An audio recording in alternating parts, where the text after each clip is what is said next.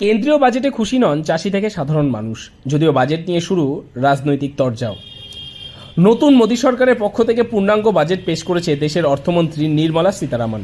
2024-25 সালের বাজেট পেশ করার পরই সামনে এসেছে একাধিক পরিকল্পনা কেন্দ্রের।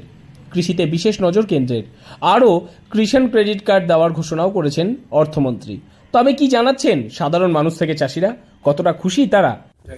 আচ্ছা, সাধারণ মানুষের জন্য সেরকম কোনো উপকৃত কাজ আমরা দেখতে পাচ্ছি না। আচ্ছা, কিন্তু দেখা গেছে কৃষকদের উপর কিন্তু অনেকটাই কিন্তু আস্থা রেখেছে কেন্দ্র সরকার। কৃষকদের উপরে আস্থা রেখেছে, কিন্তু যে জিনিসের উপর আস্থা রেখে সেগুলো যে কৃষক খুব একটা উপকৃত হবে আমার মনে হয় না। অনেক কিছু কিন্তু ছাড়ও দেওয়া হয়েছে। ছাড় দিয়েছে, সেই ছাড়টা কিভাবে আমরা পাবো সেটারও বোঝার ব্যাপার আছে। মানে বলতে চাইলে বাস্তবায়িত নাও হতে পারে। নাও হতে পারে। তা জানতেই আজ আমরা পৌঁছেছিলাম তাদের কাছে। কৃষিতে নজর দিয়েছে কেন্দ্র, তবে কৃষকরা জানাচ্ছেন এই বাজেটে তারা খুশি নন।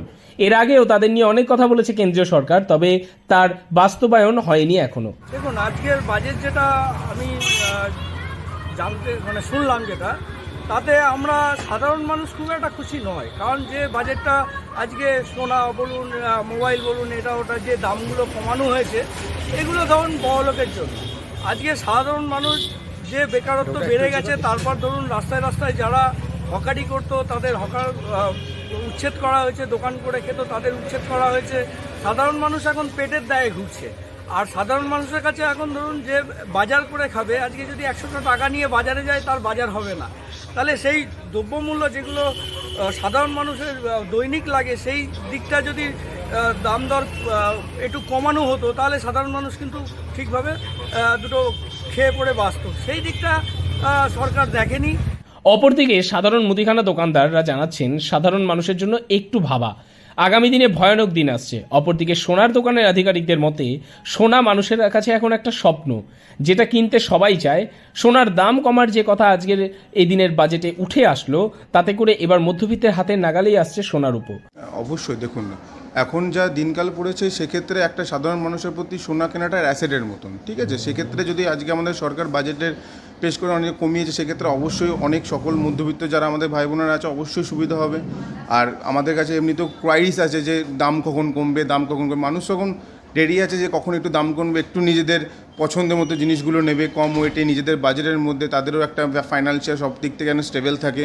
তো এই দিক থেকে অবশ্যই সাধারণ মানুষের অবশ্যই সুবিধা হবে। আমরাও এক্ষেত্রে এই কমাতে আমরা আরও এক্সিবিশন করব, যাতে সাধারণ মানুষকে পৌঁছাতে পারি যে এখন সোনার দাম রূপোর দাম আগের বছরের থেকে অনেক কমেছে, যাতে মানুষেরা কিনতে পারে। তো এর জন্য অবশ্যই সকলের সুবিধা হবে।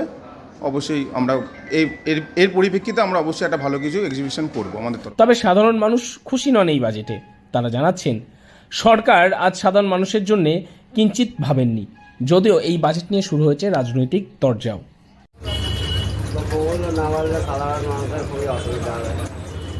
আচ্ছা, এই যে দ্রব্যমূল্য যে মেন কারণ, আচ্ছা সাধারণ মানুষ বা মধ্যবিত্ত আজ হাসপাস করছে, সবজির দাম থেকে শুরু করে মুদিখানা, সেই দিক থেকে সেদিকে কোনো কমার আশঙ্কাই হয়নি। এটা কিভাবে দেখছেন? খুবই কষ্টের দিন আসছে, আর একদিন আরও কষ্টের হবে, এটুকু বলতে পারি। মানুষের ইনকাম কমে যাচ্ছে, চারদিকেই তো অবস্থা খারাপ। নদিয়া থেকে মৈনাক দেবনাথের রিপোর্ট, লোকাল 18 বাংলা।